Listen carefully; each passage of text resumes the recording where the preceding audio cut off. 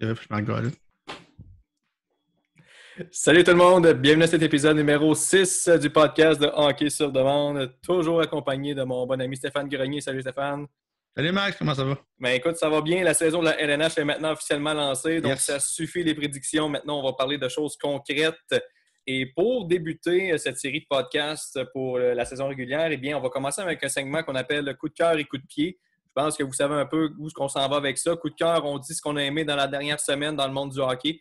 Ça peut être LNH, ça peut être n'importe quoi, une nouvelle là, qui a retenu notre attention, qu'on a vraiment apprécié. Et vous comprendrez que le coup de pied, eh bien, c'est un peu l'inverse du coup de cœur. C'est qu'est-ce qu'on n'a pas apprécié, qu'est-ce qu'on a détesté dans la dernière semaine dans la LNH ou dans le monde du hockey en général. Donc, pour lancer ça, je vais te laisser l'honneur, Stéphane, d'y aller avec ton coup de Oui. cœur de la dernière semaine. Écoute, merci de l'honneur. Écoute, coup de cœur, évidemment, je vais prêcher pour ma paroisse. Donc, ça a été une grosse semaine pour moi pour les Red Wings. Donc, je vais aller avec Moritz Seider et Lucas Raymond. Donc, les deux recrues cette année qui ont totalisé 3 points chaque cette semaine. Donc, un très bon début de saison avec les Red Wings là, qui ont malheureusement perdu en overtime contre Tampa Bay, là, 6-5 après qu'ils menaient 2 fois par 2 buts. Mais mon coup de cœur cette semaine, là, ça va vraiment être ces deux petits joueurs-là là, que je suis bien content qu'ils ont eu une grosse saison un bon début de saison, pardon. Moi, de mon côté, je vais aller avec une équipe. Écoute, j'ai pas le choix de faire mention de cette équipe-là, parce que je les voyais très bas au classement, là, surtout dans la division métropolitaine. Mais les Pingouins, encore une fois, Incroyable. refusent. Évidemment, c'est un début de saison. Tout peut changer, mais j'ai vraiment aimé ce qu'ils ont fait là, depuis le début de la saison. Ils ont 2 victoires en 4 matchs, mais 2 défaites en prolongation, donc aucune défaite en temps réglementaire, ce qui veut dire que c'est pas mal des matchs serrés tout le temps. Il y a des joueurs qu'on ignorait totalement qui avaient un potentiel offensif là, qui prennent le relais en l'absence évidemment de Crosby et Malkin. Ouais. Et si je ne me trompe pas, j'y vais vraiment de mémoire, mais je pense que c'est eux qui ont le total le plus haut de buts marqués depuis le début de la saison, ce qui est assez surprenant compte tenu du fait 16, que justement, ils n'ont pas Crosby, ils n'ont pas Malkin. Mais il y a des gars comme Carter qui se sont levés, entre autres. Ouais. J'ai pas les stats devant moi, mais il y en a quand même pas mal là, qui ont récolté des points depuis le début de la saison. Donc, j'ai pas le choix d'y aller là, avec les Pingouins qui me font mentir. Tristan Jarry qui a été solide depuis le début de l'année aussi. On se demandait un peu quel gardien qui allait se présenter, celui de la saison régulière l'an passé ou celui des séries qui s'est effondré. Ben, jusqu'à maintenant, on a le bon Tristan Jarry. La question, c'est est-ce que ça va durer? Il reste encore beaucoup de hockey à jouer, donc c'est assez tôt là, pour se prononcer là-dessus. Mais présentement, les Pingouins sont dans une bonne passe. Là. Ouais, puis tu sais, je vais compléter un peu ce que tu disais pour les Pingouins. Ça aurait pu être facilement nié aussi cette semaine, mais Jeff Carter, 4 points, 4 matchs. Brooke McGinn, 4 points, 4 matchs. John Marino, personne ne voyait là, 4 points, 4 matchs. Puis on a le bon vieux Chris Letang aussi qui fait très bien en défensive avec 4 passes en 4 matchs. Donc, comme tu dis, on a des joueurs qu'on pensait vraiment pas voir là. Puis, statistique intéressante, parce que je checkais aussi les Pingouins tantôt de mon côté aussi. Teddy Bluger a quand même 51% de face-off gagné, qui est le meilleur chez les Pingouins. Puis, personne ne connaissait, je pense, avant la saison. C'est ça qui est le plus drôle. On le connaissait, mais on voulait juste l'ignorer volontairement parce que c'était pas un joueur qui était de premier plan. Mais effectivement, c'est intéressant que tu mentionnes ça aussi. Je ne sais pas si tu voulais ajouter autre chose pour les Pingouins, mais qu'on pense à l'aspect plus violent de ce segment. Tout le monde sait ce qu'on va parler, je pense. Ben écoute, vas-y, je te laisse l'honneur. Mon coup de pied de la semaine, j'ai pas le choix. Le Canadien, pas le choix. Écoute, c'est juste. Puis tu sais, encore une fois, je veux pas d'y aller avec des réactions là, ce qu'on appelle overreact, là, exagérées. Ouais. Mais honnêtement, la façon qu'ils ont perdu hier à San Jose, la façon qu'ils ont perdu contre les Sabres, tu sais, le match contre les Leafs, oui, c'est un bon match. Ils ont bien starté ça, ils ont mal fini malheureusement. Le match contre les Rangers, ça aurait pu aller d'un bord comme de l'autre, le Canadien qui était quand même dans le match là, tout le long.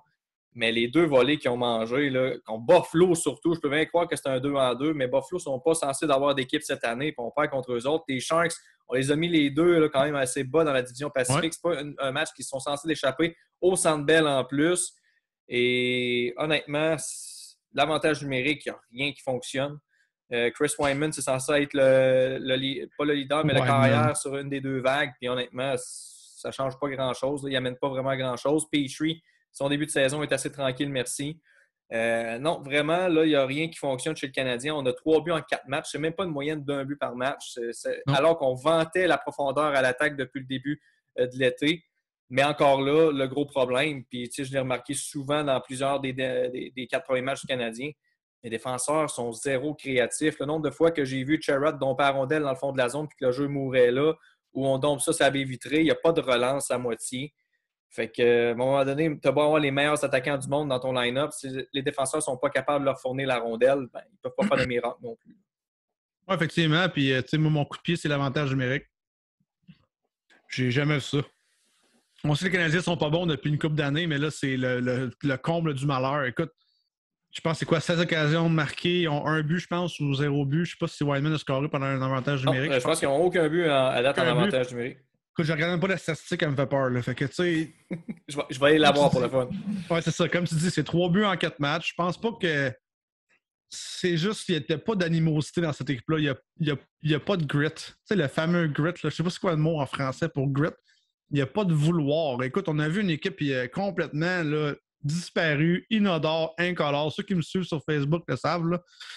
Je suis genre le gars qui dit un peu tout ce qu'il pense sur Facebook, mais hier, c'était pathétique. Puis les Sharks sont venus avec leur bas de travail et ils ont juste travaillé pendant 7 à 8 minutes dans le match. C'est tout. Le reste, ils ont juste floudé sur le restant de la game. Mais écoute, il va falloir que le Canadien trouve des solutions. Comme j'ai dit, moi, je pense que c'est plus que ça. On va en parler en long et en large, je pense, dans notre podcast aujourd'hui. Le but aujourd'hui, moi, en tout cas, de mon côté, c'est pas de bâcher le Canadien, c'est de trouver des solutions. Mais en même temps, il va falloir que le Canadien eux-mêmes se regardent dans le miroir. C'est même beau d'avoir un Jeff Petrie en conférence de presse qui dit « Je sais pas quoi vous dire ». Mais là, à un moment donné, il faut que ça aille plus loin que ça. Là. Je sais pas quoi vous dire en début de saison, après 4 matchs. La saison va être longue. Ben, c'est ça part très mal. Puis, tu sais, honnêtement, je pense que c'est contre Buffalo qu'ils ont eu un 5 contre 3 assez franc, là, quasiment. Si c'était pas, 1 minute 50. C'est ça, c'était pas 1 minute 30, c'était pas loin. Ouais. Puis, un tir au but. 5 un contre tir 3, au but. Un tir au but. Déviation d'un patin en plus. Même pas un tir franc. Fait que, tu sais, c'est. Puis, tu sais, encore une fois, je veux pas, moi non plus, critiquer à gauche puis à droite. Mais quand ton entraîneur des unités spéciales, c'est un gars qui, oui, a joué en power play, mais on s'entend que c'était pas lui le grand cerveau du power play des Canucks. Là, je parle de Burroughs, c'est rien contre lui. Ouais. Mais il y avait les Sedin qui faisaient pas mal tout pour lui. Est-ce que c'est vraiment le bon gars vraiment pour orchestrer des stratégies en avantage numérique? Moi, je suis pas convaincu. Penalty kill, peut-être plus, mais avantage numérique, là, je pense pas que c'est le bon gars pour ça, malheureusement. Ça prend quelqu'un qui a connu du succès en avantage numérique et qui était le gars qui faisait en sorte que c'était un avantage numérique qui fonctionnait. Pas le gars qui était là avec deux grands génies là, du 5 contre 4 qui étaient des frères Sedin. Oui, mais c'est pas juste ça. Ils sont même pas capables de se mettre à l'attaque. Tu sais, à un moment donné, quand tu fais une attaque à 5 contre 4, 5 contre 3, tu t'installes. Le fameux « je m'installe dans la zone adverse », là, mais ils sont les 5 immobiles. Il n'y a pas de transition, il n'y a pas de jeu de passe, il n'y a pas de passe transversale, il n'y a même pas de décès de faire bouger le gardien de but. Il n'y a rien. C'est inanimé. C'est comme si on essaierait de faire bouger un cadavre sur la glace. C'est incroyable. Pour vrai, là, j'ai rarement vu ça. Là. Puis le Canadien tire en périphérie. Donc, si tu tires en périphérie, en plus en avantage numérique, tu n'auras rien. Beaucoup de tirs de la ligne bleue aussi. C'est tous des tirs à ligne bleue, c'est tous des tirs à côté du but, des tirs pour faire une déviation, des tirs pour faire un rebond sur la bande, les fameux tirs à la Jeff Petrie sur le rebond. Jeff a de la misère à pogner en plus la nanette cette année. Écoute, pour vrai, ils ont de la difficulté. Là, ça va être difficile. On a de la misère à croire qu'est-ce qui va se passer et qu'est-ce qui se passe présentement, mais c'est loin d'être l'équipe qu'on a vue en série l'année passée. Là. Très loin. Puis, dernier point que je vais ajouter aussi pour le Canadien, mais de clore le dossier, c'est qu'évidemment, on ne parlera pas du Canadien pendant 1 heure non plus. Non. Mais, tu sais, je pense qu'on voit que la pression peut-être étouffe un petit peu plus les jeunes, dans un sens que ce que je veux dire, c'est que Suzuki Caulfield, on ne les a pas vus beaucoup depuis le début de la saison. Caulfield, très hésitant avec la rondelle, l'a échappé à plusieurs reprises, a fait des chutes. Je ne sais pas s'il est nerveux ou quelque chose du genre. Il y a quelque chose qui ne marche pas avec lui, mais il y a eu 2 occasions à un moment donné qui avaient des belles occasions de tirer. Il y en a un qui s'est planté en pleine face, puis l'autre qui a échappé à la rondelle. Fait que, clairement, ce gars-là n'a plus de confiance. Là, puis j'avais tweeté, là, je pense que c'est justement hier pendant le match. Ouais, je pense qu'un séjour à Laval, ça ne ferait pas de tort pour lui. Puis c'est pas en guise de punition, c'est juste en guise. Je pense que Dominique Ducharme a fait ses trios ce matin puis il est déjà en train de baisser dans le line-up. Là. Donc, Troisième trio, effectivement. Exactement. Donc, tu sais, rendu là, ça serait-tu mieux de l'envoyer à Laval, qu'il soit sur le premier trio, puis qu'il aille dominer là pour retrouver sa confiance? Tu sais, je ne parle pas de l'envoyer là, pendant la moitié de la saison. Envoie-le peut-être 2-3 semaines, le temps qu'il reprenne sa confiance, puis qu'on le remonte par la suite, parce que clairement, là, ça ne fonctionne pas présentement. Puis, c'est pas qu'il rate des chances, ça va venir. Non, il y en a juste pas de chance. Il n'est pas capable de tirer parce qu'il échappe tout le temps la rondelle. Il ne se démarque pas autant qu'il se démarquait en série l'été passé. Je pense que le Canadien a un surplus d'alliés de toute façon, fait que je pense pas que ça sera un problème tant que ça de l'envoyer en bas. Puis encore là, comme j'ai mentionné, c'est pas en guise de punition, c'est vraiment en guise de retrouve ta confiance, puis quand tu l'auras retrouvé, on va te ramener parce que présentement, un Cole Caulfield, comme il joue présentement, là, il n'aille pas le Canadien présentement. Non, puis ils n'ont pas de chimie. Tu sais, oui, la chimie est importante, mais en même temps, il te manque 4 gros éléments que tu n'avais pas l'année passée. Je sais que tout le monde en parle. Price n'est pas là. On a Weber qui n'est pas là non plus. On a perdu Philippe Dano aussi.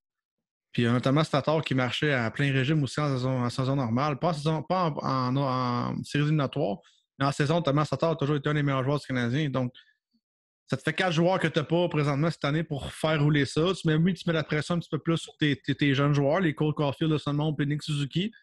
Le problème, c'est que les gars ne s'installent pas. Donc, c'est impossible. Tu ne peux pas lancer dans la Ligue nationale en faisant des jeux du junior. Puis là, en début de saison, on sent que Cole Caulfield essaie de faire ça. Donc, essaie de faire des feintes complètement inutiles. Fais pas des lancers au bon temps. Essaie de faire des déjoues. Les gars savent faire le jeu parfait. Tout le monde veut scorer. Puis un point qu'on ne parle pas assez souvent. Oui, on dit qu'on a 7, 8 ou 9 joueurs de possiblement 20 buts par année. Mais il n'y a aucun des autres joueurs qui sont en train de faire des jeux, qui sont bons offensivement pour faire des jeux. C'est pas des joueurs qui créent de l'offensive, c'est juste des scoreurs. À un moment donné, tu ne peux pas jouer avec 20 scoreurs dans une équipe. Faut peut-être du monde qui transporte la rondelle. Faut peut-être du monde qui mette la rondelle sur la palette des scoreurs, justement. Puis je pense pas que présentement, dans les 3 premiers trios, on a équilibré les trios assez bien pour avoir un de chaque. Un scoreur, un passeur, puis un gars qui grind pour aller chercher la rondelle. Puis c'est pas pour rien que Gallagher aujourd'hui était sur le premier trio. Il va retourner sur le premier trio. C'est lui qui va aller devant le net, c'est lui qui va chercher la rondelle dans le coin. Tu as besoin de cet homme-là. Puis en plus, c'est le seul joueur qui est aguerri à 30 buts par année depuis quoi, 5, 6, 7 ans qu'on sait qu'il peut faire 30 buts. Donc il faut remettre ça sur le premier trio au plus vite. Là. Le seul trio que je pense que le Canadien a présentement qui a du bon sens, puis honnêtement, c'est le seul qui n'a pas été changé, c'est lui de Drouin, Dvorak, Henderson. C'est un peu le seul trio que cet équilibre-là que Drouin. C'est drôle à dire parce que normalement, on dit que Dvorak, c'est plus le marqueur, Drouin, c'est plus le penseur, mais à date, c'est Drouin qui a 2 des 3 buts du Canadien depuis le début de l'année. Ça, c'est une très bonne nouvelle. Par contre, je suis très content pour Jonathan Drouin qu'il a réussi là, à briser la glace rapidement. Peut-être Anderson qui amène plus le côté grit là, sur le trio. Tu sais, c'est peut-être le seul trio qu'il y a un petit peu un équilibre de joueurs qui ont chacun leur rôle. Puis c'est un peu ce que je reproche au premier trio du Canadien qui était Toffoli, Caulfield puis Suzuki. Parce que et Toffoli et Caulfield, c'est pas le genre de joueurs qui vont aller chercher la rondelle, qui va créer des jeux. Suzuki, oui. Mais là, tu sais, il est tout seul un peu sur ce trio-là. Tu sais, il ne peut pas tout faire non plus. Alors que Caulfield et Toffoli sont là puis attendent d'avoir le tir. Mais à un moment donné, ça prend. Faut que Suzuki soit supporté sur ce trio-là, puis c'est pas le cas. Puis je pense que c'est pour ça que ça ne fonctionne pas depuis le début de l'année. Puis on a essayé un gars comme Armia, justement, avec ces deux-là, parce qu'Armia, c'est plus le genre de joueur qui va aller chercher la rondelle. Mais là, à ce moment-là, lui, il n'a pas le talent qui va être au même niveau que les deux autres, que ce soit Suzuki et Caulfield. Fait que, tu sais, l'expérience n'a pas fonctionné non plus bien. Donc, non, c'est un gars qui est bon en récupération de rondelle. C'est un gars de troisième trio qui perd de bien récupérer la rondelle, travailler avec la rondelle. Et comme tu dis, ce premier trio-là n'est pas mauvais sur papier, ou même au contraire, il est très bon. Là, on demande à Nick Suzuki de faire les jeux, aller chercher la rondelle, gagner les mises en jeu. Là, à un moment donné, c'est trop. Là. Le jeune, il commence. On a des bons espoirs sur lui. Il ne faut pas le brûler la première année. En même temps, on ne peut pas demander à Suzuki de tout faire ce trio-là pendant que les deux autres font juste attendre la rondelle avec un slap shot. Là.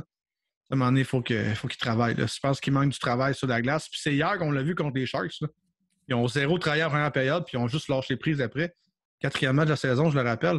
C'est pas le Red Alert. Là. On n'est pas en train de dire qu'il faut mettre tout le monde dehors, mais à un moment donné, il va falloir que les joueurs arrivent à Montréal en même temps que tout le monde. Là. Il y a un trio qui fonctionne. Un duo de défenseurs, je trouve, qui est correct. Mais la perte d'Edmondson fait mal. Puis Edmondson, on ne sait pas quand il va revenir encore. Il est au chevet de son père. Ça a été confirmé juste pour le Canadien. On avait une rumeur depuis une semaine. Son père qui est pris par un cancer. Et là, à un moment donné, moi, je peux pas croire. On savait que Carey Price était la pierre angulaire. Là, je peux pas croire que offensivement, c'est Dano et chez Weber qui manquent le plus aux Canadiens. Là, je peux pas croire. Là. Non, effectivement. Puis, regarde, comme tu as mentionné, c'est le 4e match de la saison. On va pas, moi, ce qui m'a déçu peut-être un peu plus, c'est la façon peut-être qu'ils sont sortis hier. Tu sais, es devant tes partisans au Centre Bell. Tu es censé d'être boosté comme ça se peut pas, puis tu sors Ouais. flat de même en première. Puis, je te dis, j'ai fait une vidéo sur mon autre chaîne YouTube. J'ai manqué un peu le début du match. J'allais voir c'était quoi, c'était 2-0 déjà. Je me dis, oh, mon Dieu, j'ai manqué même pas Un 10 minutes de la back-to-back. game. Là. C'était déjà 2-0. Bon, je monte en haut et écouter des émissions à télé avec ma blonde. J'avais déjà plus d'intérêt à regarder le match. Non. Je me suis dit, ça va être un autre match pénible. Puis, comme de fait, après une période, c'était 3-0. Fait que, comment tu Ouais, peux c'est pas déjà d'âme. tirer de l'arrière 3-0 après une période? Là, c'est Contre les Sharks. contre les Puis, Sharks en plus. puis À probablement que domicile. c'est ça. Puis sûrement avoir les Sharks hier, si la brigade défensive des Sharks, c'est sûr que le Canadien était mauvais. Mais en deux games, parce que là, on va parler des Sharks un petit peu à cause de cette game-là, la brigade défensive va super bien. Ils sont très, très bons à date. Donc, ça pourrait causer une surprise. On ne les a pas mis haut, nous autres non plus, dans notre pool, là, mais dans nos prédictions. Mais les Sharks, si cette défensive-là peut bien jouer, c'est du talent au pied carré. Là. Donc, est-ce qu'ils ont vraiment été déclassés parce que le Canadien a mal joué ou le Canadien n'a pas été capable de bien jouer parce que les Sharks les ont battus dès la première période? Je pense que c'est là la question. Mais il va falloir que le Canadien soit avec le couteau entre les dents jusqu'à la fin de l'année. Là, au moins le prochain match à domicile. Il ne faut pas que demain l'équipe du Canadien embarque sur la glace contre les Hurricanes et que ça ne leur tente pas de jouer. Là. Oubliez ça, ça va finir 9-1. Là. C'est un massacre. Surtout que KK est en ville. Là. J'espère qu'ils vont mettre À une petite gageure 6,1, là-dessus. ouais. Mais à 6,1 million, il ne mettra pas juste 12 000 sur le plateau. Moi, je pense qu'il va mettre un 50 000. Là. Fait que... Donc, le Canadien qui va closer la semaine avec les Hurricanes demain et tes Red Wings samedi. Yes. Que tu vas être sur place d'ailleurs. Je vais être sur place, ouais, avec mon plus vieux. Donc, je vais lui donner son shit du Canadien, puis moi, je vais porter fièrement mon jeu des Red Wings. Correct. Au moins, c'est fair, tu le laisses porter son chandail du Canadien. Ben oui, il a le droit, voyons donc. C'est correct.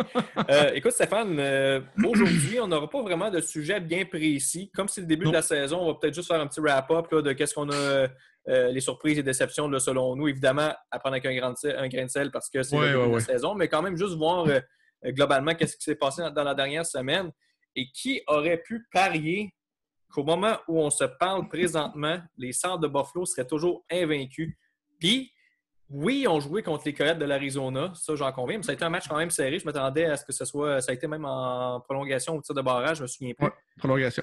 Et ils ont quand même battu le Canadien qu'on voyait top 5 de l'Atlantique. Je veux dire, on pensait que ça allait être un bon club quand même cette année. Là, évidemment, ça passe très mal pour eux.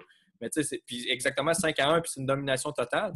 Mais ils ont quand même battu les Canucks de Vancouver aussi. En tout cas, moi, je voyais assez haut dans la division Pacifique. Donc, c'est quand même 2 belles victoires pour les Sabres. Ils sont 3-0 présentement. Carl Posso qui semble avoir ressuscité cette année, lui qu'on n'a pas vu depuis des années. Et Dylan Cousin qui a 2 points en 3 matchs aussi, 2 passes. Donc, évidemment, est-ce que ça va continuer? Moi, je mets un petit 2 que non. Mais c'est quand même surprenant qu'il démarre la saison 3-0. Oui, effectivement. Puis, tu sais, on regardait l'alignement des Sabres dans nos podcasts, nos premiers podcasts, puis on se disait, oh boy, ça volera pas fort. Mais je pense que c'est drôle à dire, mais je pense que le fait qu'il n'y a plus de distraction avec le. En tout cas, peut-être moins de distraction autour de l'équipe avec le dossier de. Là, j'ai un blanc, il fallait que je le dise. Jack Eichel. Jack Eichel. Donc, je pense que les gars sont juste, OK, garde, on y va, on s'amuse, on voit à l'autre. Puis là, on le voit, puis on l'a vu contre le Canadien, cette équipe-là s'est amusée sur la glace. On seulement joué du hockey, puis ça a marché. Ils ont battu le Canadien facilement, je trouve. Donc, pourquoi pas? Puis, c'est une statistique drôle. Tokarski a seulement un départ. C'est le seul gardien en bas d'une fiche de 1. Il est à 0,92 de buts alloués. C'est juste 4 parties. C'est juste 3 parties pour eux autres. Mais c'est déjà 3 parties qu'on pensait qu'ils perdraient en début de saison. Donc, ceux qui ont fait les statistiques, ceux à part qui peut-être parient celle au contre jeu, l'Arizona que je mettais l'avantage Buffalo. Mais je comprends l'essence de tes propos, puis effectivement, je pense pas qu'on les voyait 3-0 après 3 games. Effectivement, puis je pense pas qu'on les voyait 3-0 à domicile en plus. Donc, c'est sûr que tu as un avantage quand tu es à domicile, mais les 3 parties à domicile, donc ça va-tu faire en sorte qu'il va y avoir un petit hype avec Buffalo? Et moi, je pense que le fait que la distraction est un petit peu ailleurs présentement, l'équipe a recommencé, n'a pas sur l'air à s'amuser. Fait que moi, je pense que les Sabres, pour vrai, c'est le fun à voir. Puis c'est une belle surprise. Ça aurait pu être mon coup de cœur cette semaine aussi. C'est le fun d'avoir qu'une équipe qui, on voyait nulle part, nulle part, nulle part, mais peut-être l'intention de mieux jouer. On va peut-être faire comme les sénateurs depuis 2-3 ans, puis donner du fil à retordre aux équipes quand même qui vont jouer contre eux autres. Moi, je vais aller de l'autre côté, à l'inverse, une équipe qui m'a quand même déçu. Je ne m'attendais pas à ce qu'il soit avec une fiche parfaite aujourd'hui, mais je m'attendais à ce qu'il y ait au moins 2 victoires sur 4 matchs. Les Blackhawks de Chicago, ça ne va pas très bien. Un début de saison assez difficile pour eux. Présentement, 3 défaites sur 4 matchs en temps réglementaire et 1 défaite en prolongation, donc ils ont 1 point. On pensait que Flower allait un peu équilibrer le tout, mais visiblement, ça n'a pas été le cas depuis le début de la saison. Quelle mauvaise défensive. Quelle mauvaise défensive. Écoute, en regardant tout, moi j'ai regardé 2 matchs sur 4, là, puis c'était une passoire à la défensive. Là, écoute, j'ai jamais vu fleurir avec ces statistiques-là. Là. 3 matchs joués, 3 défaites, 5,63 de buts alloués avec un pourcentage de 840. J'ai pas vu ça depuis le début de sa carrière. Mais que dire de la défensive de cette équipe-là? Seth Jones joue 0 comme un défenseur, premier défenseur présentement. Moins 4 après 4 games, avec 2 passes. Correct. C'est pas les points qui m'intéressent. Patrick Kane qui fait son lot de points, moins 5. Donc, pour vrai, là, il va falloir que cette équipe-là génère beaucoup plus d'attaques, mais surtout soit beaucoup plus serrée défensivement parce que dans la nouvelle réalité de la Ligue nationale, peu importe en qui tu vas jouer, des joueurs élites partout et des joueurs qui peuvent marquer des buts. Si ta défensive n'est pas bonne, mais là, oublie ça. Là, Jake McCabe à moins 6 après 4 rencontres. Là. Connor Murphy à moins 6 après 4 rencontres. Alex DeBrincat, moins 6 après 4 rencontres. C'est-à-dire que cette équipe-là ne joue pas dans la zone adverse, puis n'a pas le temps d'exécuter, puis de faire des points, puis de faire des buts. Donc, il n'y a rien à faire comme ça. Mais c'est vrai que c'est un début de saison qui est difficile chez les Blackhawks, puis on ne s'entendait pas à ça du tout. Non, vraiment. Puis en plus, il y a un joueur qui, d'après moi, va être sur le bord de quitter parce qu'on a un joueur offensif qu'on n'utilise pas beaucoup et c'est Dylan Strome qui fait partie maintenant des rumeurs de transaction. Puis je pense que je l'avais même vu sa 4e ligne à un moment donné. Donc, visiblement, du côté des Hawks, on a abandonné dans son cas. Ce qui est dommage, on parle d'un joueur qui a été repêché 4e au total il y a quelques années. Ça n'a pas fonctionné en Arizona. Il y a eu une grosse saison avec les Blackhawks avant de régresser par la suite. Et visiblement, là, je pense qu'il ne finira pas l'année à Chicago. D'après moi, il va être échangé là, sous peu. Est-ce que le Canadien peut être intéressé? Peut-être. On a besoin de joueurs de centre offensif, mais en même temps, ça dépend toujours du prix à payer parce que si ça n'a pas fonctionné avec 2 équipes, pourquoi ça fonctionnerait avec une 3e? Surtout qu'avec un marché comme Montréal, que c'est assez étouffant pour les joueurs. Moi, je pense que ce n'est pas vraiment une bonne combinaison, mais qui sait. Mais sinon, de ton côté, tes remarques depuis le début de la saison, moi, j'ai vu Buffalo, là, qui est une belle surprise. J'ai vu Chicago comme déception. Mais toi, comment tu as vu la première semaine d'activité? Qu'est-ce que tu as apprécié et moins apprécié?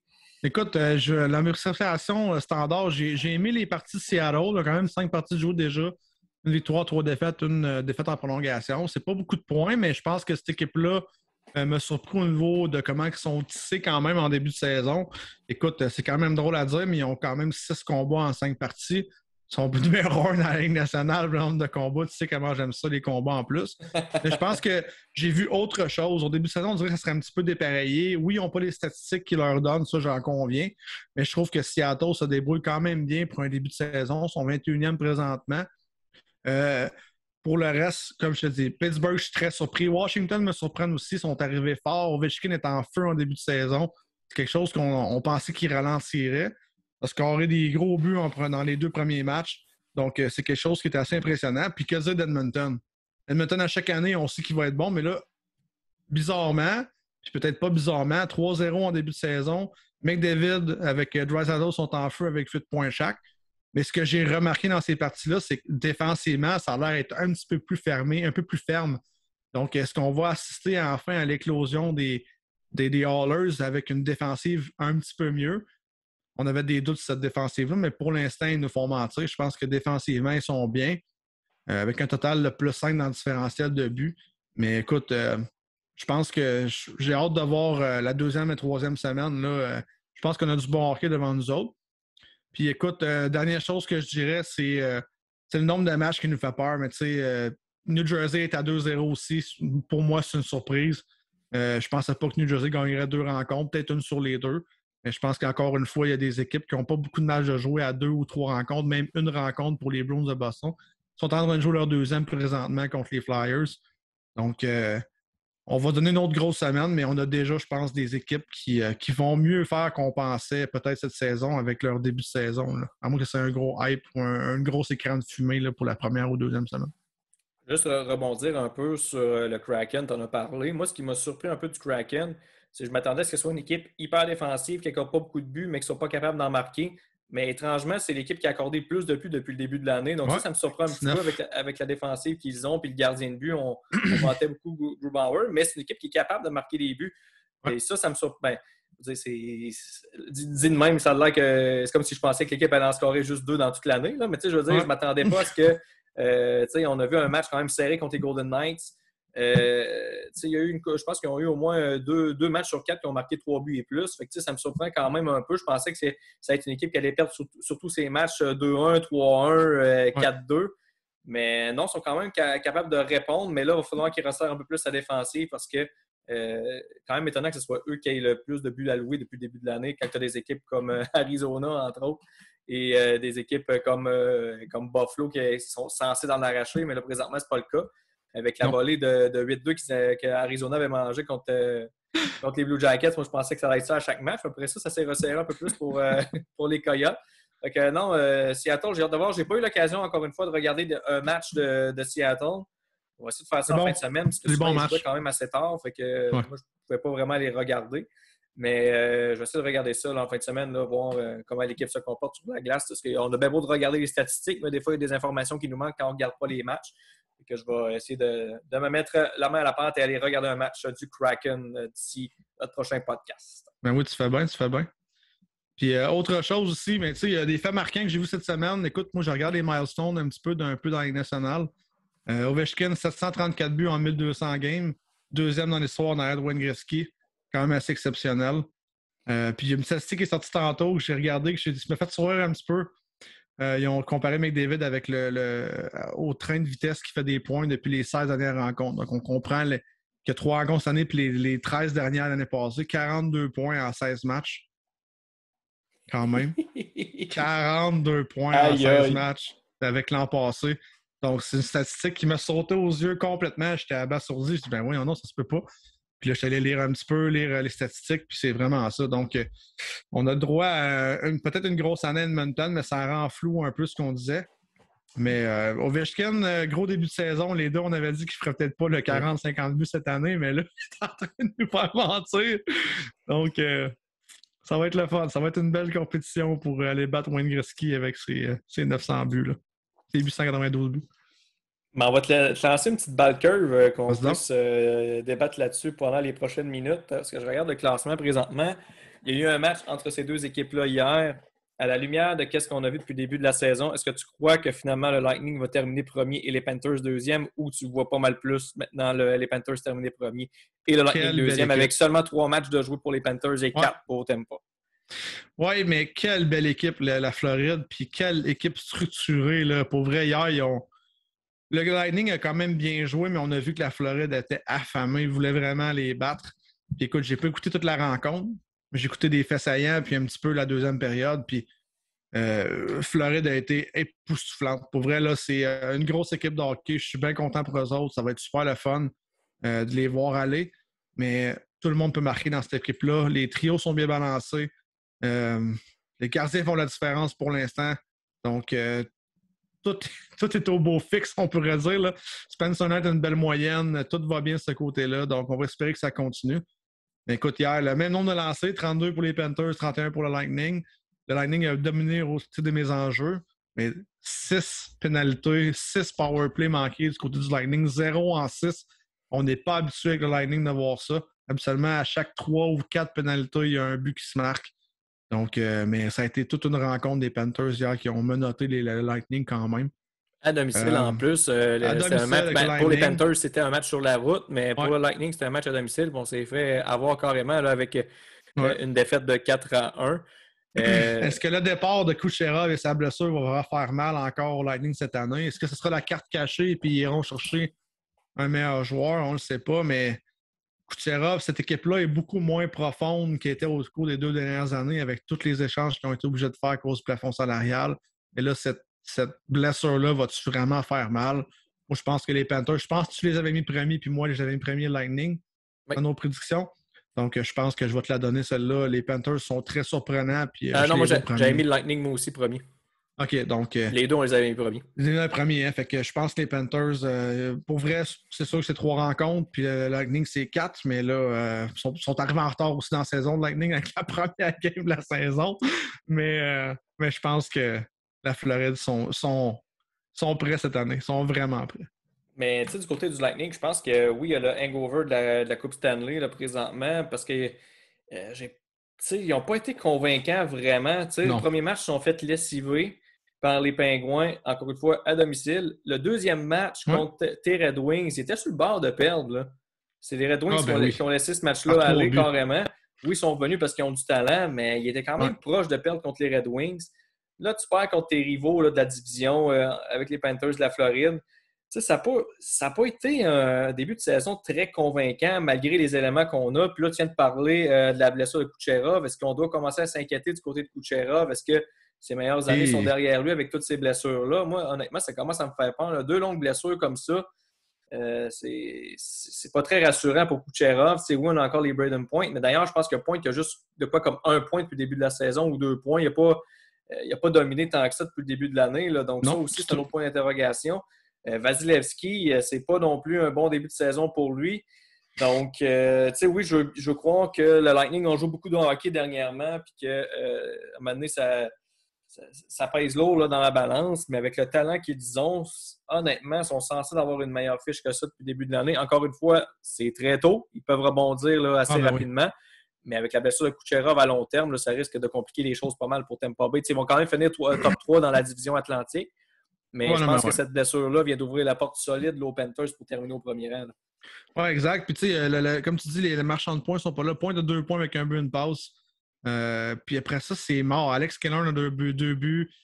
Sergachev, 3 points. Cirelli, 3 points. Le Kucherov qui est blessé avait un but, 3 passes. Victor Hellman a son habitude de 6 points avec 6 passes. Il y a Stamkos cette année qui est parti bien avec 7 points, 3 buts, 4 passes en 4 matchs. Mais comme tu dis, est-ce que c'est vraiment Vasilevski qui est moins bon? Avec une moyenne de 3,22 puis un pourcentage d'arrêt de 893, ou c'est peut-être le Lightning qui est moins bon d'avance devant lui. Vasilevski, c'est un joueur, un goaler quand même régulier depuis une couple d'années. Mais je pense que c'est vraiment la surprise du début de saison. Là. Ils sont hangover puis ils sont pas sûrs. Écoute, les Détroits, moi, je vais fou quand je regarde ça. Là. Thomas Greiss est à 1% de but alloué. Là. Il est à 1, avec 969 de pourcentage d'efficacité, avec 2 victoires, dont celle pas celle contre le Lightning, parce que c'est Nedeljkovic qui goalait ce game-là. Donc, je pense pas que ça va être si facile qu'on le pensait pour Tampa Bay cette année. Puis je pense que la perte de Kucherov va vraiment faire mal, plus qu'on pense. Mais tu sais, je te relance là-dessus. Tu disais, est-ce que c'est Vasilevski qui en arrache ou si c'est l'équipe devant lui qui en arrache? Ouais. Mais je poserais la question à l'inverse parce qu'on a vu ça souvent dans le passé aussi. Est-ce que Vasilevski est si bon que ça ou si c'est l'équipe en avant de lui qui le fait bien paraître? Parce que quand tu joues pour Tampa Bay avec la défensive qu'ils avaient, là, cette année, c'est moins bon, mais l'année passée, le top 4, c'était quand même Savard, Sergachev, il y avait aussi Hellman puis McDonough. C'est quand même 4 très bons défenseurs, puis la profondeur aussi. Tu as les attaquants qui peuvent marquer des buts rapidement dans le match, donc ça te met en confiance rapidement. Ouais. J'enlève rien à Vasilevski. Mais est-ce que ce qu'on voit présentement, moi je pense que c'est un entre-deux. Là. Je pense pas qu'il est aussi mauvais qu'on le voit avec les statistiques, mais je pense pas qu'il est aussi bon non plus que les Vizina qu'il a remporté dans les dernières années non plus. Là. Donc, moi je pense que c'est un entre-deux, puis que là, on commence à voir un peu une certaine faiblesse du côté de Tampa Bay. Mais après 2 coupes cette année de suite, à un moment donné aussi. Laissez la chance aux autres, s'il vous plaît. C'est un bon point. C'est un bon point. Puis écoute, il n'y a pas beaucoup de gardiens qui ont réussi à supporter une équipe pendant longtemps. Puis surtout pas dans l'ère où on est depuis 2004-2005, je te dirais. Là. Donc, tu as raison. C'est sûr, quand tu as une équipe tout étoile devant toi, puis tout roule avec de l'huile, puis tout fonctionne, ça va bien. Le goaler est souvent la vedette à l'extérieur, en arrière, parce que tout va bien. Mais je pense que Tampa Bay cette année va avoir plus de misère. Je pense qu'ils ont moins de profondeur qu'ils en ont eu les dernières années. Puis je pense que là, on commence à le voir. Là. C'est pas un mauvais début de saison, chose pour 500, c'est pas un problème. Mais c'est quand on a vu Tampa Bay avoir 12 buts contre, 17 buts pour. 12 buts pour, puis 17 buts contre, par vu souvent. Ils sont moins 5 dans leur différentiel de buts. Pourquoi? Parce que justement, les canons, autres que Stamkos, n'ont pas de but. Je vais closer avec un dernier sujet, mais qu'on passe aux questions. Puis ça va encore une fois être un sujet qui va mener à une discussion quand même assez profonde. Je vais te nommer le top 10, le bottom 10 des équipes présentement. Au moment où on se parle des 10 pires équipes. Dis-moi c'est laquelle qui te surprend le plus dans le lot. 32e, Montréal avec 0-4. Au 31e rang, tu as les Blackhawks à 0-3-1.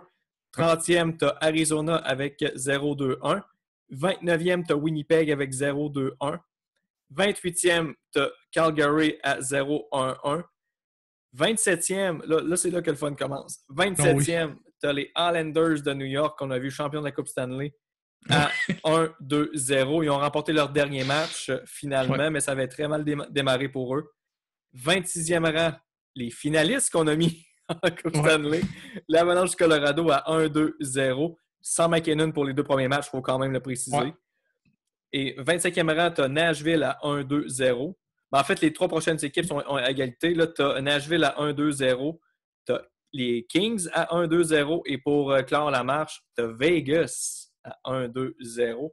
Selon toi, là-dedans, c'est quelle équipe qui te surprend le plus de voir là-dedans dans ce lot très peu valorisant? Vegas joue à soir, sont 1-1 présentement. Sont 1, oui, t'as raison. Ouais, sont 1 présentement, mais ça ne change rien à ce que tu voulais dire. Là. Moi, ce qui me fait le plus mal à voir, c'est que, mettons qu'on part de la 20e place jusqu'à la 32e, il y a 4 équipes canadiennes qui sont là-dedans. Donc, ça fait mal avec Montréal, Winnipeg, Calgary, puis Vancouver qui est 20e dans la Ligue. Mais en même temps, quand tu regardes ça, les gros noms, là, Winnipeg, on pensait qu'il était près de meilleur que ça. Colorado, Islanders, Vegas aussi qui trône au 23e rang. Puis on a quand même Boston aussi. Ils ont juste joué un match, c'est sûr, avec une victoire. Ils sont en train de perdre, je pense, ce soir contre... ils viennent de scorer, c'est 4-4 là, présentement. Donc, on a manqué un bout. C'est 3-3, je veux dire. Ouais, c'est 3-3 présentement. Ça vient de scorer, là, je l'écoute de côté. Donc, écoute, est-ce que notre finale de la Coupe Stanley va finir dans les bas-fonds, dans le 26, 27, 28? Je pense pas. C'est sûr que c'est le début de la saison. Je pense que, par contre, je donne une petite bémol à Colorado. Oui, McKinnon n'a pas été là pendant 2 rencontres. Les Islanders ne devraient pas se retrouver à cette position-là. Écoute, je dis ça, mais en même temps, ça va arriver des débuts de saison comme ça. Ils ont perdu contre Caroline, qui n'est pas de mauvaise équipe. Ils ont perdu contre la Floride, qui n'est pas de mauvaise équipe non plus. Donc, ils se sont fait varloper contre la Floride 5-1. Ils ont perdu en ouverture 6-3 contre les Carolines. Et ils sont allés gagner contre Chicago. Ce qui est un peu la normalité. Donc là, on va rencontrer Columbus, Arizona, Vegas et Nashville dans les 4 prochains matchs. Bon, ça devrait être un 3/4 facile. Là. En tout cas, ça devrait. ça devrait être un 3/4. Là. On s'entend que c'est pas compliqué. D'après moi, on va battre Columbus, Arizona. On aura une grosse rencontre contre Vegas, puis derrière moi, on devrait battre aussi Nashville. Mais ça veut rien dire. Là. On est en début de saison, puis comme je te dis, ça va dépendre de l'équipe. Mais je pense que là, il ne faut pas trop virer fou avec ces 2 équipes-là. Mais ma surprise, c'est les Islanders. Ils sont bas. Je ne m'attendais pas à un début de saison aussi lent là, en 3 matchs, en tout cas, mais commencer avec un début de saison assez difficile, selon moi, là, avec 2 équipes que nous aussi, on a vu dans les tops de leur division avec la Floride et Hurricanes. Donc, c'est un petit bémol pour eux autres, je pense. Et on a parlé de Vegas rapidement. Très mauvaise nouvelle pour eux. Pacioretty qui va être blessé. Là, on parlait de week to week, donc il va manquer quand même quelques semaines. Ça, c'est... Puis il y a Mark Stone aussi qui était blessé, mais je ne sais pas s'il était sur le bord de revenir. Mais là, tu perds tes 2 meilleurs pointeurs d'une claque, donc ça risque de ne pas être très facile pour Vegas prochainement. Moi, je pense que l'équipe que ça me surprend le plus, c'est Colorado, parce que même sans McKinnon, cette équipe-là regorge de talent. Je ne peux pas croire qu'ils n'ont pas réussi à aller chercher plus qu'une victoire en 3 matchs. Là, McKinnon qui est de retour, donc on va souhaiter là, que pour l'Avalanche que ça va se replacer parce que c'est pas chic. Là, surtout dans le dernier match contre Washington, on s'est fait varloper 6-3. Ça aurait pas... Honnêtement, ça n'aurait pas dû arriver. Là, ça aurait dû être un match beaucoup plus serré que ça. Oh oui. Sinon, on a perdu 5-3 contre les Blues à domicile. C'est un match qu'il aurait dû gagner aussi, selon moi. Les Blues, c'est pas tant un gros club, à mon avis. Oui, mais parenthèse. Bon début de saison quand même. Ils ont beaucoup de buts, les Blues, cette année. Là. Parenthèse, Jordan Kyrou. Wow! Honnêtement, là, ceux qui l'ont choisi dans leur pool, il est payant. Il payait, tu dis, écoute, 23 ans, puis un gars de Toronto, personne ne le connaissait ou presque. On l'avait vu, Ben, drafté. on savait que c'était un joueur qui avait un potentiel offensif intéressant, mais on voyait que ça commençait à stagner, puis là, d'un coup, Mais pow! là, écoute, 23 ans, et écoute, 35e overall en 2016. Ça fait pas 2 ans, là. Ça fait un méchant bout, puis là, cette année, sur l'échafaud de roue, écoute, c'est incroyable. C'est drôle à voir, puis écoute, le plus drôle là-dedans, c'est 2 buts en 5 lancés. 2 buts en 5 lancés dans la Ligue nationale. Ça, c'est hot, mais écoute, les Blues sont bien partis cette année, mais c'est une surprise. Là. Personne ne les avait vus là, je pense. Non, effectivement, mais c'était juste la parenthèse que je voulais faire Une parce belle parenthèse. que je regardais le sommaire et puis là, je voyais Kyrou, des passes un peu partout. Je suis comme, mon Dieu, il est parti. Qui est-il? Parce que c'est un joueur que j'aime en passant. C'est pas pour rire de lui, c'est un joueur que j'aime beaucoup, Non, Jordan Kyrou. Il y a eu une grosse première saison, si je ne me trompe pas, avec ben, une année intéressante pour une recrue, là, on s'entend. Mais après ça, on dirait qu'il avait la misère à stepper up, mais là, il l'a fait big time. Là, cette année. Non, il n'y a pas eu une mauvaise saison l'année passée. Là, 35 points, 55 matchs, c'était pas mauvais non plus l'année passée. Fait que, non, honnêtement, très content de le voir éclore de la sorte en espérant que ça va durer toute la saison, parce que les Blues vont avoir de besoin là, de cet attaquant-là s'ils veulent espérer là, aller loin là, cette année. Sinon, Stéphane, y avait-tu d'autres trucs que tu voulais mentionner depuis le début de la saison ou si on pense au segment des questions? On se segment des questions, c'est encore trop jeune. Écoute, je pense qu'on va avoir plus de sujets de discussion à savoir quelle équipe qu'on voyait là, puis nos déceptions, nos positifs à partir de peut-être la 3e semaine de jeu. Là. Et qu'on ait un 6, 8, 10 games de jouer, je pense qu'on va avoir plus un gros bilan de ce qui s'en vient, puis voir si on va pouvoir rire de nos prédictions un peu. Fait qu'on va y aller avec le segment sur réception. La semaine passée, je t'avais donné des questions assez profondes. Hâte de voir comment tu vas répliquer cette semaine là, pour. Non, moi, je suis pas si méchant que ça, non, c'est pas vrai. Ah, ok, c'est bon. Fait que, vas-y, je suis prêt. Écoute, je vais aller avec l'effet cocasse de la semaine, puis je te laisse en question. Je n'ai pas parlé avant parce que j'ai trouvé ça tellement drôle. Est-ce que tu as vu ce que Matthew Tkachuk a fait au banc pour essayer d'arrêter la rondelle? Donc, mise en situation, si personne ne l'a vu pendant le podcast, Matthew Tkachuk est assis, l'attaquant des Flames de Winnipeg, des Flames de Calgary, est assis au banc et la rondelle se dirige en haut de sa tête, donc se dirige dans l'estrade. Puis c'était déjà une pénalité d'avance parce qu'elle ne touchait pas un joueur. Donc, il a sauté dans les airs sur le banc, puis il a touché à la rondelle, puis il a pogné le 2 minutes à la place du joueur qui a lancé là. Donc, l'effet cocasse, j'ai trouvé ça très drôle. Fait que ma question, c'est qu'est-ce que tu penses de la punition sur ce geste-là? Ben moi, honnêtement, j'aurais pas donné une pénalité à Tkachuk là-dessus. Tu sais, j'aurais donné la pénalité au gars qui a envoyé la rondelle dans les estrades parce que, tu sais, c'est l'équivalent de si, mettons, petite parenthèse, as-tu vu la séquence? As-tu vu c'est quoi la pénalité qui a été attribuée à Tkachuk pour avoir retardé le match lui aussi? Ou... Ouais, retardé le match, ouais. Bon. Tu sais, c'est l'équivalent d'admettons que quelqu'un dégage la rondelle sur le banc puis que le goaler il ramasse avec la mythe. On voyait des fois Price faire ça quand il était auxiliaire, il ramassait la rondelle puis après ça, il redonnait un partisan. Mais tu sais, c'est la même chose. C'est juste qu'au lieu de l'attraper avec sa main, Tkachuk, il a juste swingé avec son bâton. Fait que tu sais, c'est où la différence là-dedans? Pourquoi c'est lui qui est chassé? C'est ça que je comprends pas là-dedans. Écoute, ça a été. C'est cocasse en même temps. C'est drôle à débattre parce qu'on n'a aucune idée pourquoi il y a eu de tout. En quoi que ça devient une pénalité d'avoir retardé le jeu quand la rondelle est visiblement pas en jeu.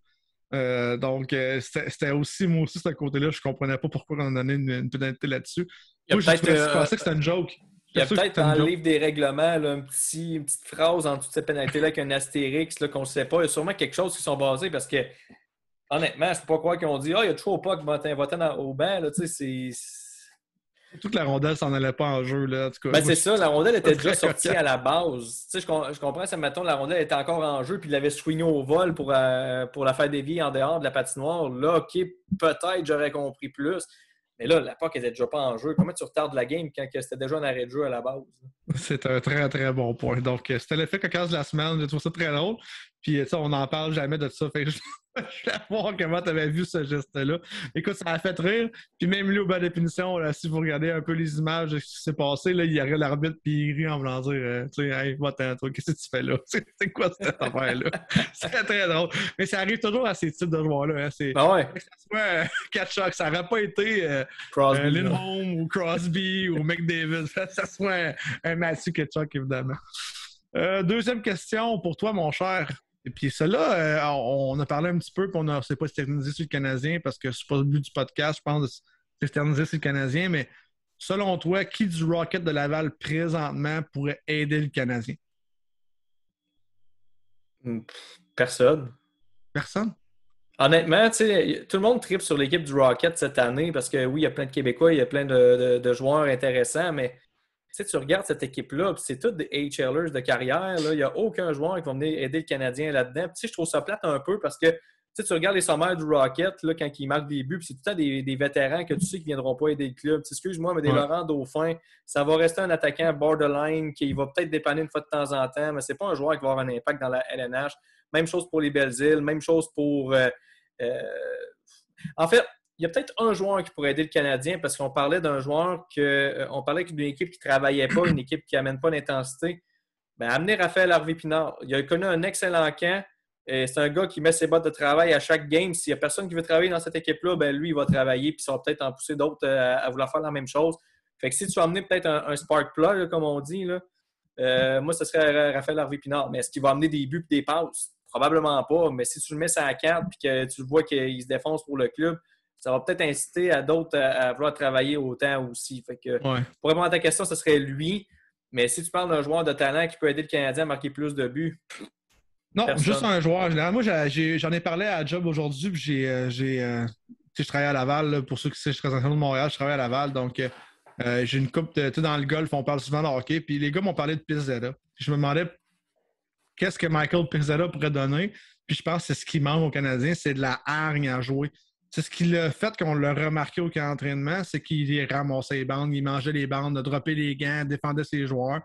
Je pense peut-être pas à long terme parce que c'est pas le joueur qui va t'apporter de l'offensive, mais peut-être pour réveiller les joueurs qui sont là en voulant dire, regarde, il faut que j'amène quelqu'un de la Ligue américaine pour faire la sale job.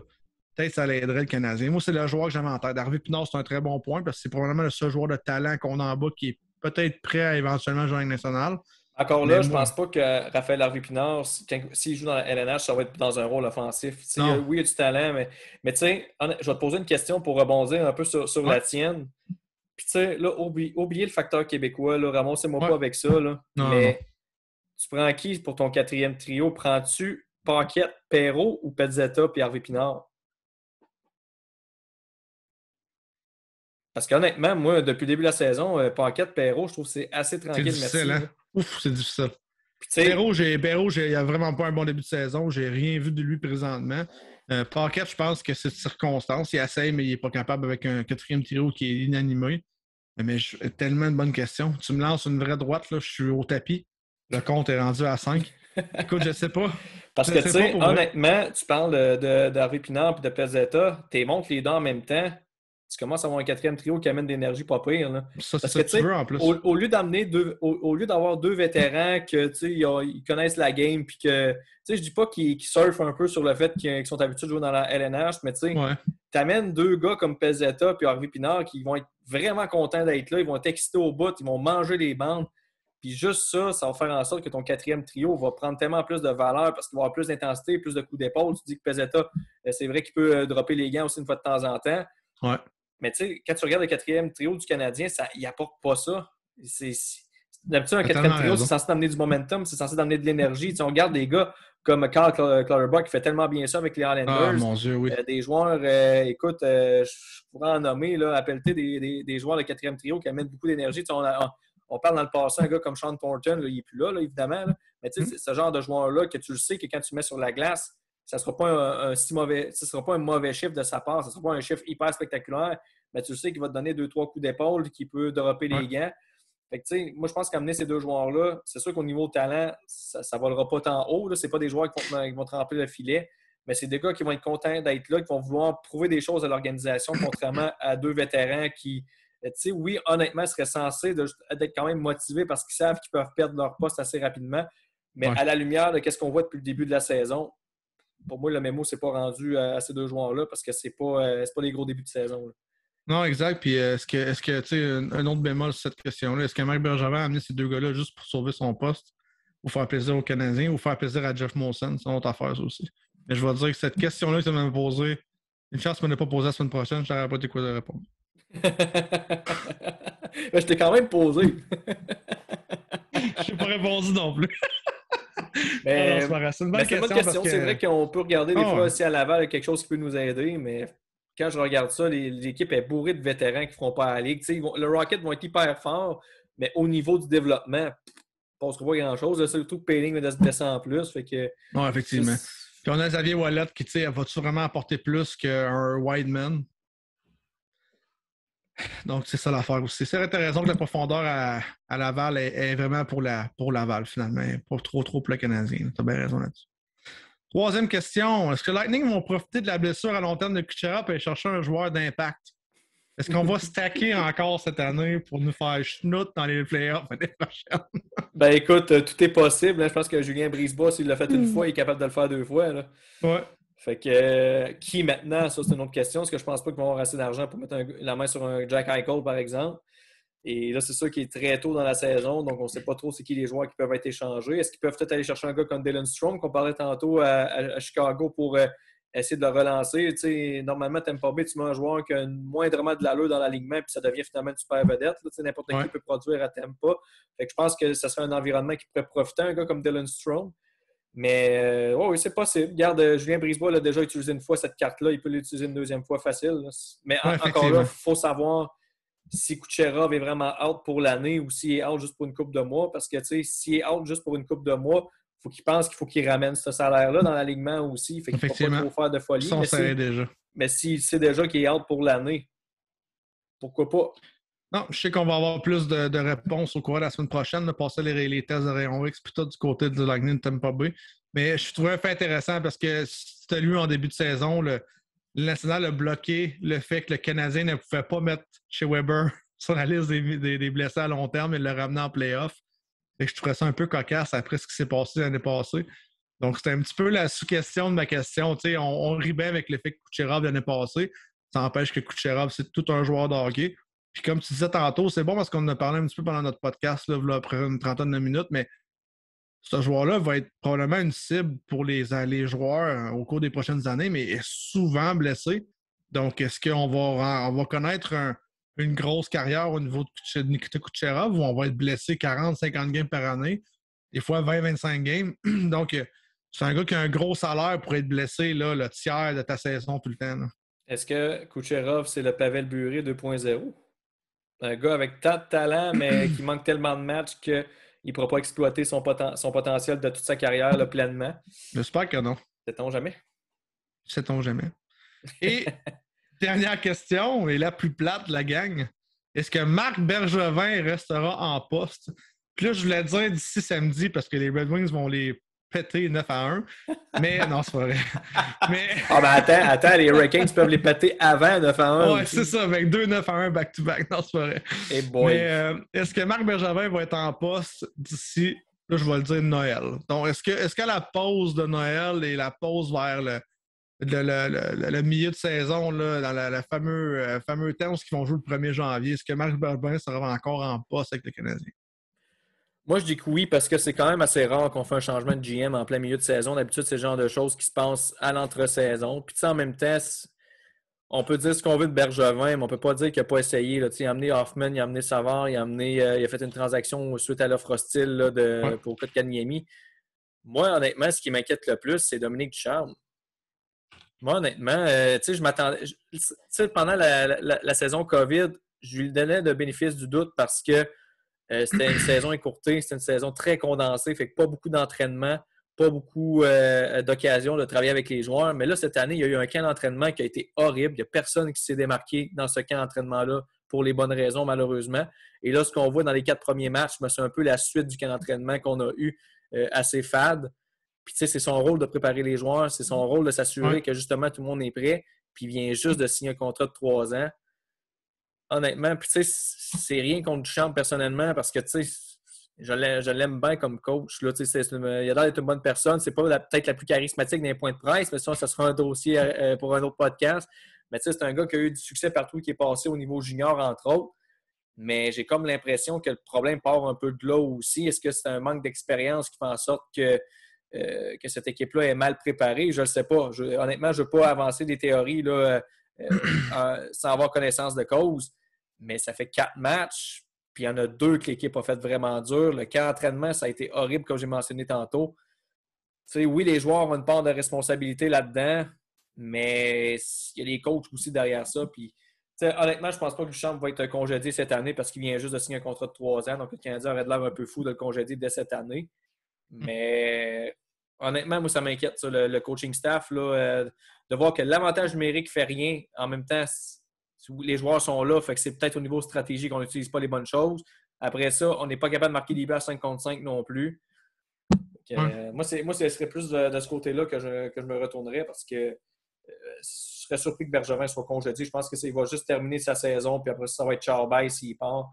Mais il a déjà fait le plus gros de la job anyway, fait que je ne verrais pas pourquoi il serait congédié en milieu de saison là, comme ça. Non, c'est un bon point. Puis, je ne retrouve pas la statistique, là, mais tantôt, il parlait que Dominique Ducharme a seulement, je pense, c'est 9 ou 10 victoires en saison régulière avec le Canadien depuis l'année passée. Donc, c'est sûr que c'est une statistique qui va y faire mal. C'est un bon point d'amener Dominique Ducharme là-dedans. Je pense qu'on ne doute pas du talent de cette personne de visualiser le jeu, de connaître la game. Je pense qu'il n'y a pas de doute là-dedans. Est-ce que c'est trop difficile dans la nouvelle Ligue nationale de faire, avec les joueurs vedettes puis tout, de faire la job qui se fait là? Est-ce que ça prend plus d'expérience? Surtout avec un marché comme Montréal aussi. Oui, exactement. Là. Moi, je pense pas que Bergevin va être là après Noël. Pourquoi? Parce que je pense que là, on a entendu Régent Tremblay aujourd'hui dire qu'il y avait des doutes s'il devrait, oui ou non, re-signer Marc Bergevin au niveau de Jeff Molson. Moi, je pense que si cette signature de contrat-là n'est pas signée avant la fin de avant Noël, je ne vois pas pourquoi qu'on re-signerait, on garderait Marc Bergevin. Il a dit aujourd'hui qu'il voulait rester avec le Canadien si tout va bien. Donc, si tout va bien, ça veut dire que probablement qu'il recherche un contrat de 5 ans, probablement qu'il va avoir pleine capacité sur l'équipe qu'il va avoir en avant de lui. Donc, en point de presse, tu regardes un peu les dessous de ça. Est-ce que ça veut dire que Jeff Molson a encore beaucoup à dire au niveau de la structure de l'équipe? Est-ce que ça veut dire que la signature de Nick Suzuki, c'est Marc Bergevin qui l'a fait ou c'est vraiment Jeff Molson qui a mis son grain de sel? On se souvient dans les temps avec Piquet, hein? Marc Bergevin ne voulait pas le signer pour 8 ans à 64 millions, je pense. Donc, puis c'est vraiment Jeff Molson qui avait décidé de le faire. Donc, est-ce que Marc Bergevin veut ramener pour les bonnes raisons ou est-ce que Jeff Molson, justement, est trop impliqué? Donc, pour moi, je pense que si Marc Bergevin n'a pas signé de contrat d'ici Noël, il ne reviendra pas après Noël. Ça, c'est mon point. Écoute, la seule raison qui pourrait justifier un congédiement de Marc Bergevin en milieu de saison, c'est si justement, du côté de Jeff Molson, on ne prévoit pas le ramener après la saison, puis que le Canadien en arrache. Donc, on veut que le nouveau GM soit là pour la date limite des transactions pour qu'il puisse faire ses moves pour l'avenir. C'est la seule façon que je pourrais voir le Canadien congédier Marc Bergevin. Parce que si tu as ton équipe là, qui est dans le fin fond du classement, tu ne veux pas que ce soit un GM qui s'en va l'an prochain, qui gère la date limite des transactions, quand tu peux aller chercher des first picks, des second picks pour ta prochaine saison. Et j'ajouterais aussi, moi, honnêtement, si Marc Bergevin part, j'espère que le staff au complet va suivre, dans le sens que... Faut que Trevor Timmons s'en ait.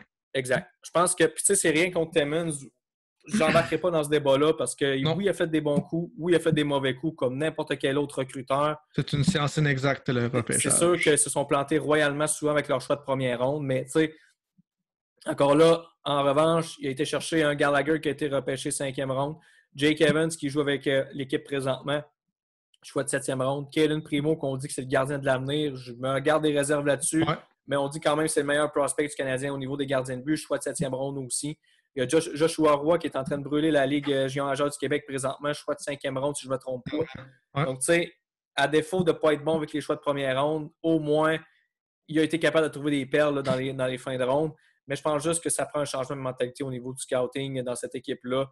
Ça prend une nouvelle voie un peu partout, là, que ce soit au niveau GM, au niveau scouting, au niveau développement, tout ça. Donc, si Bergevin s'en va, j'espère que le reste va suivre aussi. Oui, puis tu as raison. Puis je pense que le seul point qu'on peut fighter du côté de Trevor Timmons, c'est que est-ce que comme tu l'as bien dit, est-ce que le coaching staff et le développement du Canadien est à point ou est rendu en 2021? Je pense que ça aussi, c'est un combat qu'on ne peut pas terminer aujourd'hui. Mais écoute, je peux t'avancer une chose par contre. Les espoirs qui ont fait le club avec le Canadien, là, très peu ont été développés avec le club école de l'équipe. C'est souvent des gars qui arrivaient de la NCAA ou des gars qui arrivaient, qui ont fait le saut directement dans la LNH ou des gars qui arrivent de l'Europe. Parce que, tu sais, quand on regarde, les Gallagher, il a joué, c'était l'année du lockout en 2012-2013, qui ont une saison écourtée. Il a commencé en même temps. Il avait joué un petit peu à Hamilton avant, puis il s'est joué au Canadien tout de suite après. Puis après ça, il n'a jamais retourné en bas. Galchenyuk a fait le saut directement, n'a jamais joué dans la Ligue américaine. Sinon, si on regarde d'autres joueurs plus récents, Caulfield a joué 4 matchs avec le Rocket. Après ça, LNH tout de suite. Lekonen a passé par l'Europe. Romanov a passé par l'Europe. Suzuki a fait le saut directement après sa saison dans la OHL. Fait que ce soit Hamilton, que ce soit Saint John, que ce soit maintenant Laval, à part Jake Evans, qui a passé une saison avec Joël Bouchard, c'est pas mal le seul joueur que le Canadien a développé dans ses réseaux vraiment Ligue américaine. Les affiliales, tu as raison. Ça en dit vraiment long. Puis c'est pas juste dans les 2-3 dernières années. On peut reculer facilement de 7-8 ans. Là. Oui, puis alors que le modèle était Détroit qui devait jouer au minimum 100 games dans la Ligue américaine dans les années 90-2000. Donc, je pense que les équipes ont adapté ça. Donc, le Canadien est un peu arriéré dans la situation, mais je comprends pas qu'on comprend pas ça. Moi, je peux pas croire qu'on s'est assis à une table avec, mettons, 5 recruteurs, Trevor Timmins, Bergevin, puis qu'on est prêt de dire, ben ouais, les gars, il faut mettre 50 games minimum dans la Ligue américaine. Surtout qu'une équipe qui gagne puis qui est assez dominante, là, on va se dire depuis 3 ans, c'est sûr que le Bouchard est parti, puis on va voir ce qui va se passer avec le prochain, mais c'est une équipe, comme tu disais tantôt, qui sont des vétérans, des AHLers dans leur carrière. Donc, les jeunes qui vont arriver là vont se sentir comme si c'était un national, ils vont être gérés de la même façon, c'est des professionnels. Donc, qu'est-ce qu'on a de peur à amener ces gars-là en bas? Puis moi, je pense que ça vient à cause de Marc Bergevin aussi. Donc, comme tu dis, si Marc Bergevin a sauté, il faut que tout le monde saute. C'est indispensable. Regarde, je vais te lire. Le Rocket joue ce soir contre le Moose du Manitoba. Il mène 3-2 présentement. Je te lis le sommaire du côté des buts du Rocket. Premier but, Laurent Dauphin sur les passes de Brandon Baddock puis de Xavier Ouellet. Deuxième but, Kevin Roy sur les passes d'Alec Belzile puis Gianni Fairbrother. OK, ça, c'est un espoir du Canadien. OK. Ouais. Troisième but, encore Alex Belzile en avantage numérique sur des passes de Ilonen, qui pourrait être un espoir du Canadien, puis Hervé Pinard. Mais tu sais, je vais te lire le line-up au complet. OK, tu as Baddock, Baudin, Belpedio, Belzile, Bisson, Bourque, Dauphin, Dello, Fairbrother, Harvey Pinard, Martel, Ouellet, Pezzetta, Primo, Roy, Schunemann, Venemo puis Ilonen. Il y en a combien là-dedans qui vont jouer avec le Canadien dans 5 ans? Je peux peut-être t'en nommer un. Tu regardes. Maintenant, tu regardes, là, je ne ferai pas la liste des équipes, là, de toutes les équipes, mais tu regardes dans le passé les clubs comme les Marlies de Toronto où les Nylander ont passé par là, les Dermott ont passé par là, les Robertson vont passer par là. Tu regardes Syracuse, côté de Tampa Bay, il y a Tyler Johnson, là, il n'est plus là, mais il avait passé par là. Tu avais les Cherry qui ont passé par là.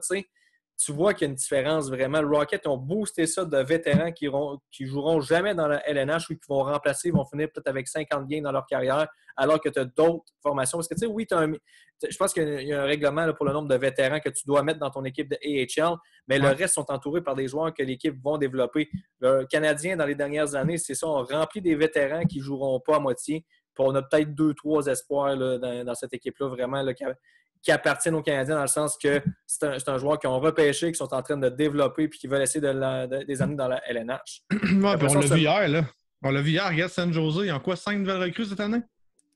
Ben, en tout cas, il y en a quelques. Ben, si c'est pas 5, ils ont quand même des joueurs que c'est eux qui ont développé puis que. Timo Meier, c'est eux qui ont développé. Il y avait 5 nouveaux cette année, là. Il y avait Dallin qui est rentré cette année, il a joué dans la Ligue américaine. C'est pas Witherby le deuxième, Eklund, Balser, puis il me semble que c'était Ferraro, le défenseur. Ben, Ferraro, il avait joué dans les passés, je pense. OK, il avait déjà joué. En tout cas, c'était un autre, là, je me souviens pas. Mais tu sais, c'est des joueurs qui ont probablement tous passé par la AHL, sauf Eklund, vu qu'il a été repêché l'an dernier. Là, mais les autres, ils ont eu un passage dans la AHL. Fait que, tu sais, si on se demande le Canadien pourquoi le développement fait défaut, ben, c'est ça. C'est que quand c'est des joueurs qui sortent du junior ou qui sortent de la NCAA, on dirait que c'est pour aller mourir avec leur équipe de l'année américaine. Ça a été ça avec l'ère de Sylvain Lefebvre aussi auparavant. Ah, tellement, c'était pire, je pense. C'était pas mal pire, parce que Joël a fait quand même la belle job l'année passée. Je trouve ça un petit peu plate qu'il ne soit pas de retour cette année. Est-ce que c'est une raison pourquoi? La mentalité du Canadien? Le Bouchard, c'est un gars qui avance, là. On spécule, évidemment, on spécule tout le monde, là. Mais est-ce qu'il se voit plus avec les Seagulls? Avec Anaheim, parce qu'il dit, ben moi, cette équipe-là va avancer, cette équipe est en reconstruction, parce que le Canadien stagne. Ça fait longtemps qu'on débat de ça au Québec, ça fait longtemps que tu en parles sur les réseaux sociaux, ça fait longtemps que moi j'en parle avec Entre Chums, ça fait longtemps que tous les blogs du Québec en parlent. Puis on dirait que ça ça n'atteint pas la Ligue nationale là, non plus. Là, à un moment donné, il va falloir que le Canadien comprenne qu'il y a une façon de développer les jeunes, puis que c'est pas en allant chercher des patchs à chaque 2 ans parce qu'on va patcher du monde dans notre alignement. Tu as raison là-dessus. Tu as un très bon point. On regarde les espoirs du Canadien qui s'en viennent, ben, tu as encore une couple en Europe, tu as une couple en NCAA. La prochaine vague, là, ça va être les Norlinder, ça va être les Jordan Harris, Sealsing, Jayden Struble qui devrait être un défenseur assez intéressant. Là, on a repêché beaucoup de joueurs de la Ligue canadienne de hockey dans les 2 derniers repêchages. J'ai hâte de voir qu'est-ce que ça va faire. Mais. C'est pas Jordan Harris, justement, qui disait qu'il voulait pas signer avec la Rocket? Il aimait mieux jouer avec. Je pense pas qu'il disait qu'il voulait pas signer avec le Rocket. Il voulait vraiment jouer sa 4e année au niveau universitaire. Mais on peut lire entre les lignes que peut-être qu'il va vouloir tester le marché ailleurs. J'espère que non, parce que le Canadien a notre besoin pas mal de ce genre de défenseur-là. Mais bref, c'est plate parce que ça fait 2-3 ans que je me dis Rocket va avoir une équipe intéressante et des espoirs qui vont pousser, qui s'en viennent. Cam Ellis qui a été envoyé à Trois-Rivières. C'est comme, ben là, c'était un de tes espoirs que tu as repêché. Il a fini sa carrière junior avec une saison de 83 points. Ouais. L'année passée, tu ne le fais pas à moitié jouer. Puis là, cette année, tu l'envoies à Laval parce que tu as mieux des gars comme Braden Baddock puis Kevin Roy. C'est des bons. Kevin Roy, c'est un excellent joueur de la Ligue américaine, mais penses-tu vraiment qu'il va aider ton club dans 5 ans dans la LNH? C'est des décisions comme ça que je trouve ça un peu bizarre parce que Cam Ellis, je pense qu'il aurait sa place dans la Ligue américaine, peut-être pas sur un top 6, mais tu le commences tranquillement à 3 puis tu peux le monter. Mais t'aimes mieux mettre des vétérans qui vont nulle part, ça en dit long pas mal. Ouais, ça en dit long sur la philosophie du Canadien. T'as raison.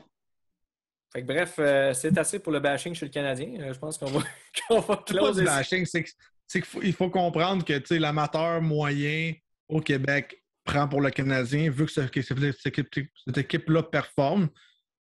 Puis, moi, j'ai 35 ans.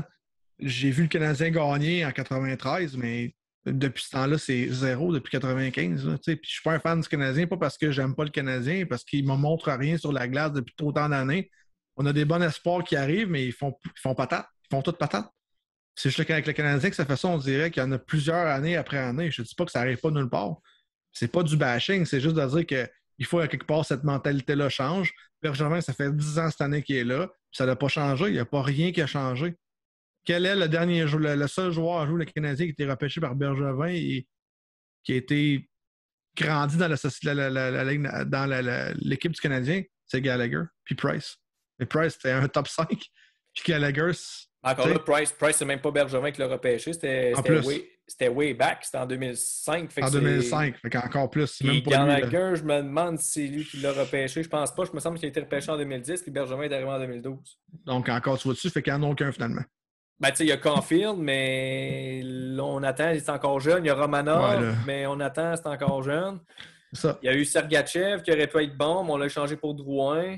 On a Galchenyuk, mais finalement, ça a viré en Max Domi. Après, ça a viré en Josh Anderson.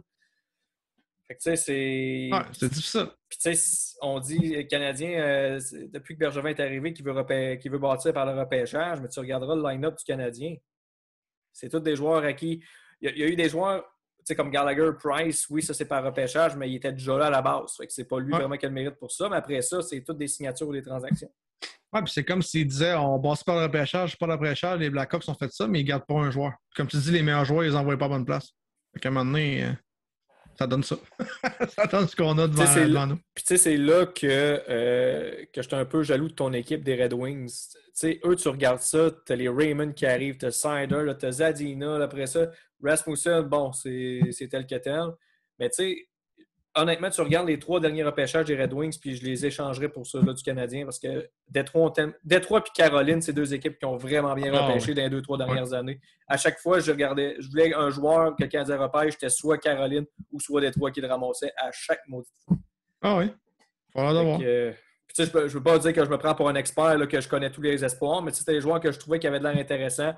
Là, je voyais le Canadien ramasser le gars d'une école secondaire aux États-Unis. J'étais comme, bon, encore. Oui, encore. Regardez la dernière chose du repêchage l'année passée, on n'en parlera pas, là. Pas le temps, là, mais encore une fois, là, c'est du trouble, du trouble au pied carré. Puis les Red Wings n'ont jamais changé, même si ils ont fini leur séquence de 26 années consécutives en faisant les playoffs, ils n'ont jamais changé. Là, Le seul qui a fait le bump entre la Ligue sans faire la Ligue américaine, c'est Dylan Larkin. C'est le seul. Sinon, il n'y a personne. Tout le monde fait son temps dans la Ligue américaine. C'est peut-être pas 100 games comme avant, mais c'est un minimum d'une demi-saison à une saison. Dans la Ligue américaine, c'est 50 parties à 60 parties. Après ça, prouve-nous que tu es capable de monter. Lucas Raymond et Maurice Sider, ça leur a pris, je pense que c'est Raymond qui est le plus jeune. Je suis pas sûr là, entre les deux. Là. Donc, lui, il a fait quand même une saison encore, je pense que c'est dans le junior. Il a joué en Suède, en fait. En Suède, donc avec les adultes. Donc, tu sais, c'est quand même des gars qui ont pris du galon, mais après ça arrive avec le Détroit, puis ils n'ont pas de pression. C'est comme, amusez-vous, les gars, on va vous montrer comment ça marche. Il n'y a pas la pression que Cole Caulfield et Nick Suzuki ont. Là. Une bonne saison, 10 bons matchs, une série éliminatoire, puis là, tout de suite, on les lance dans la gueule au Lion. Premier trio, faut que ça fasse des buts. On pense 40 buts pour Cole Caulfield. Tout le monde en parle partout. C'est pas la même pression jouer à Détroit, malgré que c'est un Original Six. C'est pas la même pression dans une équipe qui est en reconstruction, avec une organisation, comme tu dis, qui s'est repêchée et qui fait bien depuis longtemps. C'est pas la même pression du tout.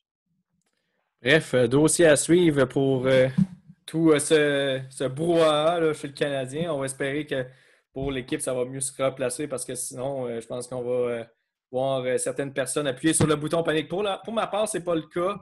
Je trouve ça juste plate la façon qu'ils sortent parce qu'ils ont joué 2 games horribles sur Caps.